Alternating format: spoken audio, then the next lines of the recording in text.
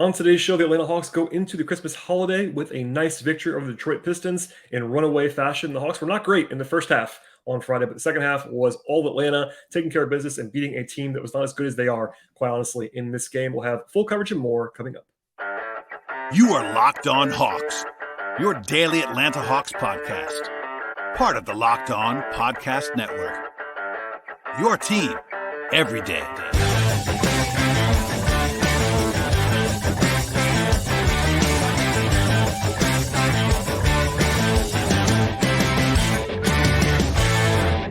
Hello, friends. Welcome to episode 1376 of the Locked On Hawks podcast. I am your host, Rowland, coming to you on a Friday evening into Saturday. And today's episode is brought to you by BetOnline. BetOnline has you covered the season with more props, odds, and lines than ever before. BetOnline is where the game starts. And I also want to encourage you at the top of the podcast to make this show, Locked On Hawks, your first listen each and every day. Check us out across podcast platforms, Apple Podcasts, Spotify, Stitcher, Odyssey app, and then also on the YouTube side of things if you like the video product that we deliver in this space. I will have thoughts at the end of this podcast on the Trae Young, Chris Haynes Bleacher Report inklings from earlier this week. But before that, and for the most part on this podcast, we're going to dive into what became a very nice win for the Hawks on this Friday evening. The Hawks really were not playing particularly well in the first half against the Detroit Pistons, but by the time this game was over, the Hawks were winning by a final score of 130-105, and it was pretty decisive, quite honestly, in the second half of this one. And with the win, the Hawks have now won 3 out of their last 4. They're above 500 mark for the first time in a while now. They're 17-16. They're 11-6 at home, and generally the vibes are pretty good at the end of this one, heading into a 3-day hiatus for the Hawks with no Christmas Day game this time around. As for the sort of pregame of this one, the Hawks were supposed to win this game just plainly because Detroit's not very good. With this loss, the Pistons have now lost 8 of their last 9 games. They have the worst record in the league. And without Cade Cunningham in the mix, Detroit is already behind the 8 ball talent-wise. They came into the night 25th in offense, 29th in defense. So had the Hawks lost this game or had it been close, it would not have been the greatest look for the Hawks, but still, they took care of business and won this one in go-away fashion. The Hawks also were at full health for the first time in a while. I said that was sort of an eyebrow raise because during the game, they had 2 different injuries, but Clint Capela was upgraded to questionable coming into the game on Thursday and then ended up playing well. He missed just over a week with that calf strain, and while he actually got some cramps in that calf at the end of this game, fingers crossed, basically, all seems to be okay at this point in time. Then DeAndre Hunter rolled an ankle during the game, and then came back in. So the Hawks were still kind of at full strength in this game. In fact, they had 16 players available. That's the entire roster, and they had to make 2 inactive choices. That hardly ever happens. They had Jarrett Culver and Trent Forrest inactive, and while I will say that was a little bit weird, it's probably because two-way guys just get the bottom priority most of the time. So those guys were inactive. Nothing really to get into there besides just the fact that by the time this game was over, the Hawks had the 3rd unit in the game, and that was why you didn't see either Culver or Forrest with those guys. Our friends at BetOnline made the Hawks a 9-point favorite in this game. That was actually the Hawks' largest favorite status at tip-off since October 23rd, exactly 2 months ago today. They were favored by 10.5 points against the Hornets, and again, they actually lost at home, but they won this one, and they won going away. So we'll get into the game itself now. The Hawks did not play incredibly well in the first half, although it wasn't a disaster either. They actually did not last long with the starting lineup. That's sort of their traditional, go back to their normal starting lineup in this game. But Hunter had 2 fouls in about a minute and a half, so he had to come out of the game. Bogey came in. Of course, it's very nice to have a 6th starter, basically. But Bogdanovich is an overqualified bench piece. And the Hawks did a good job on a few offensive areas early in this game. Collins had a one-on-one sort of in the mid-post for a bucket. Clint Capela was really flying around. In fact, defensively, he drew a charge and had a huge block on Jalen Duren in the first few minutes of his return. He had 8 points before the first time out in his first game back. 2 dunks off of a pick-and-roll set with Trae Young. Of course, those guys have chemistry together that works out very, very well. But the Pistons shot the ball well in the early going. They were 4-6 from three-point range at the first 5-ish minutes of this game, and they held the lead as a result of mostly of that. And the Hawks were down by as many as 8 points, actually, in the first quarter. There was a 7-0 run, personally, by DeJounte Murray, who played well in this game. He had 7 points in a row to get the Hawks back within 1, and had one of his sort of trademark steal plus run-out layups in the middle of that spree. Rotationally, it was pretty tight for the Hawks in this game. If you listen to the podcast or if you just watch the game on Wednesday, the Hawks played the entire second half on Wednesday with 7 guys. Now, that was no Capela, so you throw him in. The Hawks basically played 8 guys in this spot. There's one Exception to that, Justin Holiday played 3.5 minutes or so in the first quarter because Hunter was in foul trouble. Because we saw in the second half they weren't going to do that. I think the Hawks were going to play 8 the entire game if Hunter could have come back in at the backup power forward spot. Jalen Johnson, just spoiler alert here, is out of the rotation, it seems. The last game and a half, he has not played at all. No injury, so it's just a coach's decision, and the Hawks are kind of trimming the rotation down a little bit. But it was Griffin, it was Okongwu, and then it was Holiday as the backup 4 in those minutes with Hunter on the bench. He actually had a 3 late in the first quarter. Justin Holiday did. It was actually his only shot attempt of the game to give the Hawks their first lead, basically, in a long time in the final minute and a half of the first quarter. And they ended up being down 2, though, at the end of the first, despite getting to the rim consistently. 16 points in the paint. They had 9 assists and 1 turnover in the first quarter, but gave up 34 points on 25 possessions. Detroit was red hot shooting-wise, and they definitely cooled off later on in the game. As for the second quarter, they started out with Murray, Griffin, Bogdanovich, Hunter, and Okongwu, so a small group there. That was kind of the indication to me anyway that Jalen was not going to play in this game when they started the second quarter without him.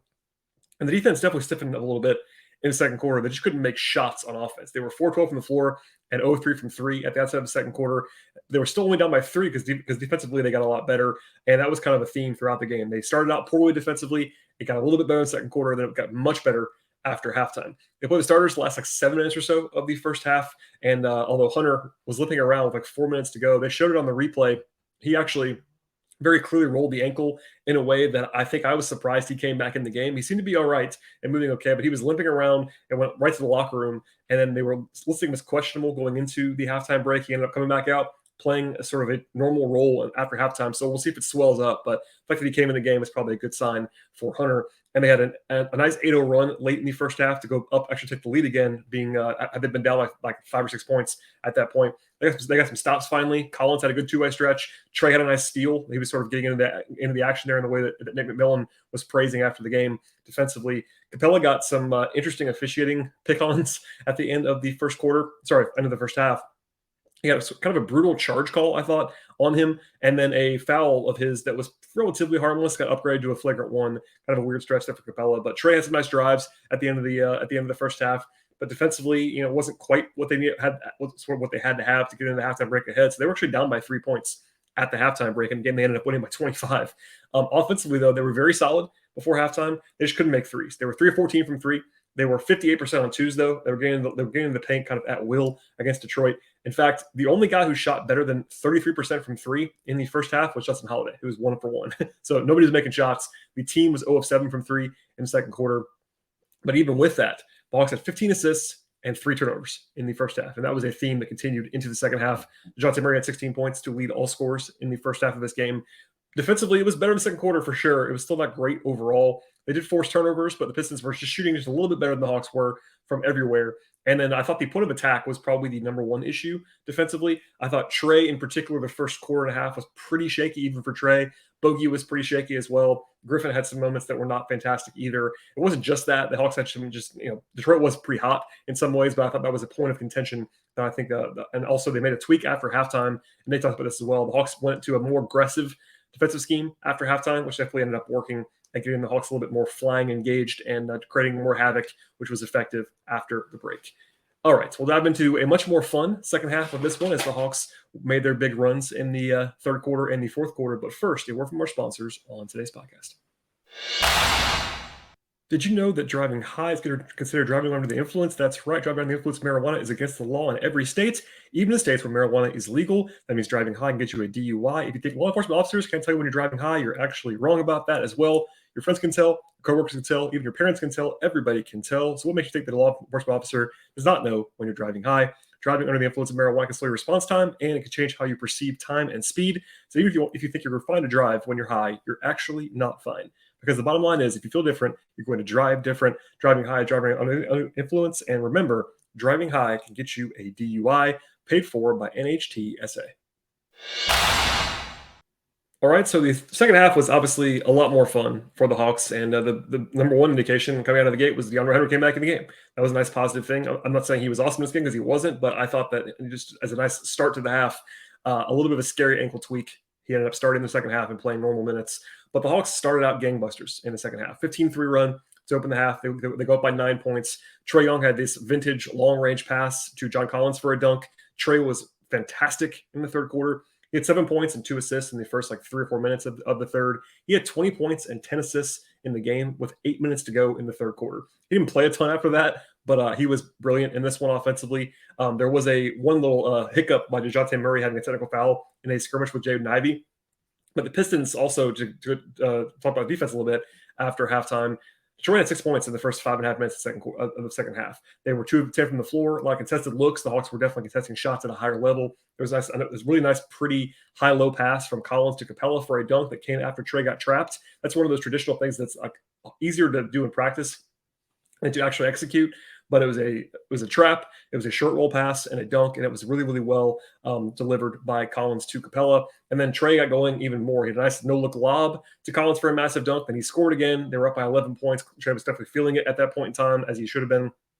It was really a dominant third quarter, a 35-18 third quarter. That was the second best quarter of the season numbers-wise for the Hawks, a plus 17, only behind that game at MSG early in the year when they came back from 1 million down in the second half to win behind DeJounte. But the Hawks shot 64% from the floor in the third quarter with 9 assists. That's an excellent performance, generally speaking. And then Trae also had 17 points and 5 assists by himself in the third. He was really that good. By the way, he was highly efficient in this one, basically didn't play in the fourth quarter and still ended up with 26 and 13. They held the Pistons also down 25% from the floor with 5 turnovers in the third quarter. And honestly, that progression was really good to see defensively, from pretty shaky to solid to very, very good after halftime. I wasn't 100% sure this was going to happen again in the second half, but when they went to start the fourth quarter without any deeper into the bench, they only played 8 guys in the second half again until the non-competitive portion at the very, very end of the game. They really leaned into that core 8 guys. I answered a question earlier this week, actually, on one of our 6 episodes this week, by the way, very busy, about like what the rotation would look like if they had everybody healthy. And basically I said there are 8 guys who are like their core 8. And we saw in this game, they played those 8 guys, and that was with everybody healthy. So everybody else is on the fringe on some level. Justin Holiday on the fringe, Jalen Johnson on the fringe, Aaron Holiday on the fringe. They have a core 8 that's very obvious right now, and then it'll kind of expand around that if they have to, as they did in this game with Hunter having some foul trouble. But I think it's very clear at this point, if they're all healthy, they have a top 8, and then everybody else. Anyway, start out the fourth quarter with a 12-0 run to basically end the game as it was. It was a 47-18 extended run in the first 15 minutes of the second half. One more time, 47-18. That means the Hawks scored 47 points in 15 minutes. That's a ton of scoring. In that stretch, the Hawks were 18 of 28 from the floor with 10 assists and 2 turnovers. That's obviously fantastic, speaks for itself. The Pistons, on the other side of things, were 5 of 26 from the floor with 7 turnovers. So that's 5 points on like 32 possessions, something like that. 10 points on 32 possessions. That's so really bad from the Pistons. So all that said, the Pistons were bad. The Hawks were really good, and the game was basically over at that point. During the timeout, though, after that run was basically cemented, Capela was questionable to return with that aforementioned right calf cramping. It's the same calf that kept him out of the game the last 3 games, which is a little bit concerning. Again, Nate McMillan said post-game that it's just cramping, that he doesn't believe that it's serious, but we will see. The Hawks don't have a practice even until Monday, so I doubt we get any more information until then, but just knock on wood if you were out there, if you're a Hawks fan, on all of that. But a little bit by as many as 28 points down the stretch. Bogey hit 3 threes in a row after he missed his first 6 of the night. Not going to be shocked by this necessarily if you've been following along with the Hawks this year. Nate McMillan, not the most cautious guy with minutes, and it was notable to me that the Hawks, number one, brought Hunter back into the game up 27 in the fourth quarter because he had already come out of the game for injury early on. And they probably could have gone to Jalen Johnson or something like that. And even then, they kept the starters in until the 2.5-minute mark of the fourth quarter, up by 25. They finally, after a timeout, went to the Holidays, plural, Tyrese Martin, Vic Krejci, and Craig Kaminsky down the stretch. But a lot of coaches would have pulled the plug earlier. Nate was not going to be in the mood to fool around this one with 3 days off, and I kind of get that. But it was kind of just kind of one of those funny moments at the end of the game. As for like the way this all transpired, takeaway-wise, I gave some numbers earlier about the big run in the second half, but the full half was also very impressive. It was a 70-42 second half for the Hawks, plus 28. It's basically as good as they've been for about a year and a half of basketball on the scoreboard. The Pistons shot 30% in the second half. The Hawks were 59%. So that's a huge split on its own, but it was a lot of that pressure from the Hawks defensively, good ball movement offensively, etc. Made a 125 offensive rating when the core guys finally left the game with 2.5 minutes to go. They shot 64% on twos in the game. That's elite. 66 points in the paint. That's also fantastic. They didn't shoot great from three, 35% in the game. It's just like, kind of okay. But 9 of 20, which is 45% in the second half. That's obviously, that stands on its own. They had 30 assists and 8 turnovers in the entire game. That is flat out excellent, both in the assists and the turnovers. The Hawks are always good taking care of the ball, which they usually are anyway. But 8 turnovers is fantastic, and the 30 assists, even when Trae has about half of them on his own, that's still awesome. They didn't do a ton on the glass, didn't really need to in this game, and then they shot 20 of 24 from the free throw line. That's not a huge number of attempts, but it's totally fine, and then obviously pretty accurate when you make 5 out of every 6 of those at the line. They had exactly a 100 defensive rating when the starters exited the game with 3 minutes to go, and the Pistons just did not make shots after the first quarter of this one. The one sort of black mark, if you want to say that, was 29 free throw attempts allowed to Detroit, but everything else was really good. 17 assists allowed, good job on the glass, 27% from 3 for Detroit.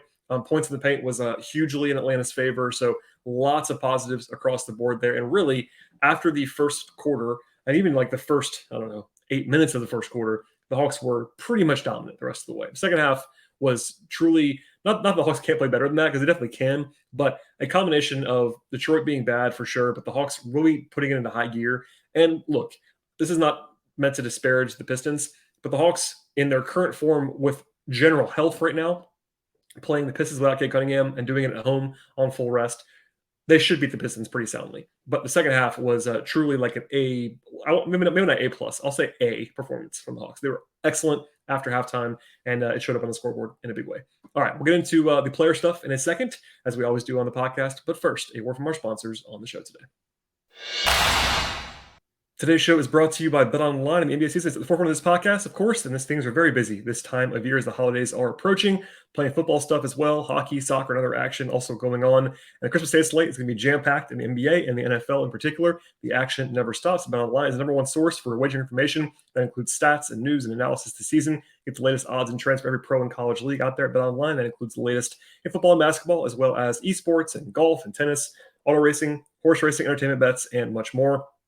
BetOnline is also very useful, engaging the latest on the Hawks. Of course, they have the point spread for every game, as well as the over-under, the money line, and also the future stuff on the conference odds, division odds, title odds, individual award stuff, and more. BetOnline is also the fastest and easiest way to get your sports betting fix. And if you're looking for sports podcasts, you can also find those at BetOnline. Check out BetOnline right now on your mobile device or computer to learn more about all the trends and the action in the sports world. BetOnline, where the game starts. All right, and only 8 guys really played for the Hawks in this one. I will breeze past the Aaron Holiday, Tyrese Martin, Vic Krejci, Jalen Johnson, Frank Kaminsky group. They only played 3 minutes at the end. Justin Holiday only played that first half 3 minutes. I thought he actually played fine, but it was only a small stretch. Made a 3 in that stretch, but that's kind of it. As for the guys who actually played minutes, AJ Griffin played 21 minutes. He had 8 points and 4 rebounds, 2 assists, and a steal. I thought AJ was like just totally rock solid. Wasn't fantastic, wasn't bad. Plus 12. Did his job. Misses only 3-point attempt, but like good job defensively for the most part from AJ in this game. Moved the ball effectively, and just a solid like B+ kind of game from AJ. Bogey was a little bit weird. He missed his first 6 threes. So, you're almost like looking for like someone who didn't play particularly well on the Hawks side. I think Bogey and Hunter were probably the options for that. But Bogey, I thought, played fine. He just missed a bunch of shots. It's funny, he actually missed his first 6. Then he made his next 2, and then he missed his last 2. But he was only 4 of 7 on 4 of 7 on 2s is actually fine for Bogey, but 3 of 11 from 3. 19 points, but 19 shooting possessions to do that. So pretty inefficient. Had a steal and a block, though. Had 2 assists. I think his defensive point of attack stuff is still pretty rough at this stage, but I thought Bogey, given that he didn't make shots, was totally fine. Okongwu was really good, I thought. I thought Wednesday he had the best game of the season for him. This game wasn't quite on that level. And he did have 5 fouls in 21 minutes, which is typical Okongwu in some ways, but 12 points, 9 rebounds, 2 blocks, 2 assists, 4 or 5 from the floor. I thought he was really good on both ends of the floor. Like, if he keeps playing this like that, that'd be very, very nice for this Hawks team. He's had kind of a down season in terms of like what I projected for him coming into the year, but the last week or so, he's been very good, and that's a very positive sign. To the starters, again, I thought Hunter was just kind of okay. Obviously, he had the injury, so that's a clear excuse for that. 9 points on 10 shots, 5 rebounds, only 1 assist, 1 steal. Had 4 fouls in 27 minutes, including the 2 right away in the game. He wasn't even bad. He just wasn't like fantastic. John Collins still can't make a jump shot, but he was 4 of 10 from the floor for 8 points, but at 12 rebounds, 3 assists, 3 blocks. He was plus 23, a game best number there. I'm not sure if that was indicative, but I thought he was really good defensively and really good on the glass. He's got to make jump shots at some point. I've said that a few times, but Aside from that, I thought he played well in terms of his overall floor game. Capela was really good in this game, 10 points, 10 rebounds, 2 blocks in 25 minutes. That kept an eye on him a little bit on the minute side, had the cramping at the end. But this team is just like different with Capela on the floor. That's obviously something I've talked about a lot, so forgive me for repeating myself. But basically, and I also said this today on Twitter before the game started, the Hawks have a two-man lineup basically of Collins and Capela has assured them of being good for a long time. It's kind of crazy. It is by far their best two-man lineup by the numbers this year, and for all of like the picking apart of what they can and can't do together, the Collins and Capela group, when those guys play together, the Hawks generally play well and win. So there you go. As for the backcourt, they were both very good in this game. I thought Murray was better in the first half than the second half in terms of the numbers, but I thought he played better probably after halftime, actually. 26 points, 5 assists, 4 steals, 3 rebounds, plus 19. Very just solid across the board. He was 7 of 10 from 2, 3 of 8 from 3. It wasn't like he was spectacular outside of that 1-7-0 run that he had individually. That was kind of a big one when the Hawks were losing in the first half. But just a solid B-plus kind of game from Murray overall. And then Trae was just brilliant, honestly, offensively. 26 points, 13 assists, 1 turnover. That speaks for itself. Trae was also very efficient in this game. 26 points on 19 shooting possessions is awesome for him.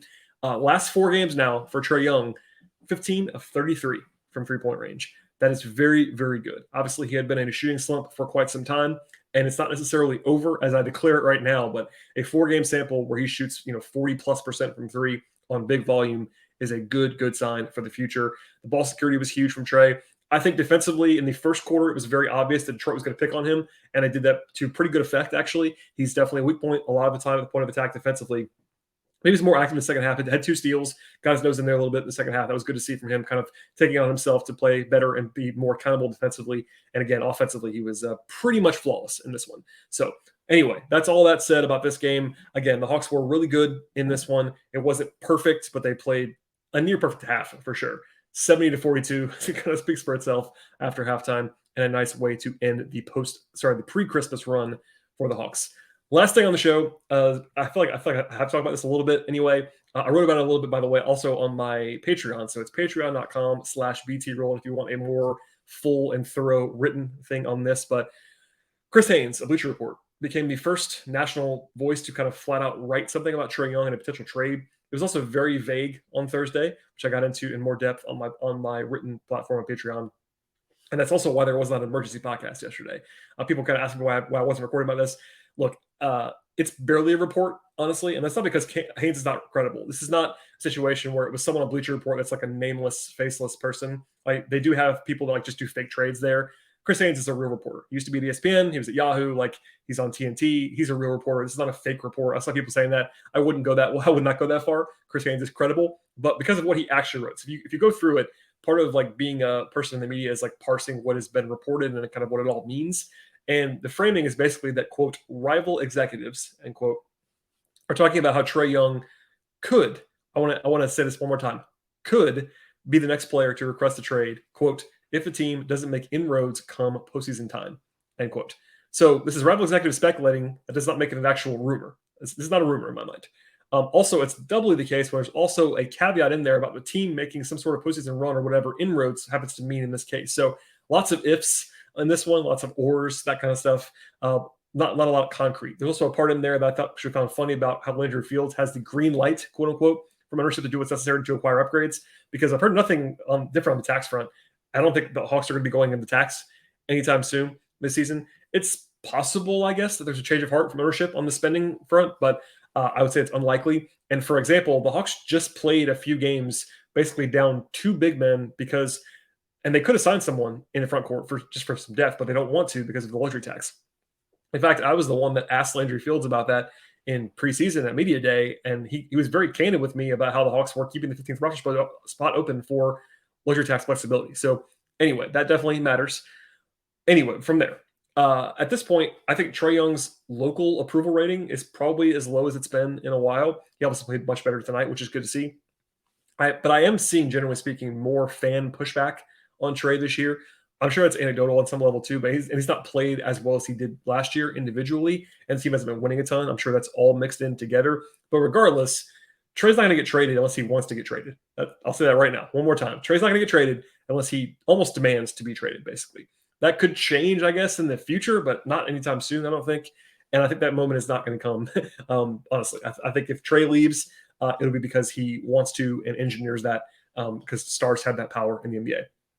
So obviously, I have to talk about it on some level, as I just did at the end of this podcast, when a real reporter like Chris Haynes writes something about Trae Young getting traded or something like that. But for me, this is not one to panic over at this stage. There's also some fresh Colin stuff on Mark Stein out there, but it was basically nothing new either. So as far as the trade stuff, we are in a holding pattern. The deadline's still, a month and a half away. So we'll have much more on this stuff in the future. But for now, I got multiple questions from people about like how much should we panic about Trae and the trade stuff? I would say not at all right now. In the future, sure. Maybe that's possible down the line, but I think that again he's going to have to ask out, and I don't think there's any reason why he's going to be believing to do that right now, because he has a lot of power in Atlanta. He's got the whole setup pretty well for himself. He wanted to play with DeJounte. He's still playing with DeJounte. He's a good basketball team when everybody's healthy, and the city likes him. All that stuff. So, long story short, not a huge deal. And I think one more time, I did not do an emergency podcast because I don't think that's that big of a deal, which is why I'm talking about this at the end of a podcast on a Friday evening before Christmas. All right, from here, the Hawks have 3 full days off, and then they will be back on the court on Tuesday. They actually have two full days off. No practice on Saturday or Sunday, Christmas Eve, Christmas Day. I'm going to follow that, actually, taking a couple of days off on this podcast as well. The next game is Tuesday against the Pacers on the road. That's the first night of a back-to-back with travel, by the way. The Hawks play on Wednesday at home against Brooklyn. That's a tough game. The Nuts right now just don't lose anymore, apparently. So that's something to note. In fact, I'm looking now to see if the Nets won tonight. Yeah, they did. So the Nets, I think, have won 8 games in a row. They are rolling at the moment. But something crazy happens, I will definitely respond in podcast form Saturday, Sunday, whenever, as fast as possible. But this is a 6-show week on the podcast. I'm not planning to do a show until at least Monday or Tuesday of next week. So stay tuned for all of that stuff with our full breakdowns in the offing with Christmas and travel and all that stuff. Not going to be diving in unless there's something to dive in about. So we'll see how all that goes. We definitely want to wish you Merry Christmas, Happy Holidays to everybody that's listening to this podcast or watching it on YouTube.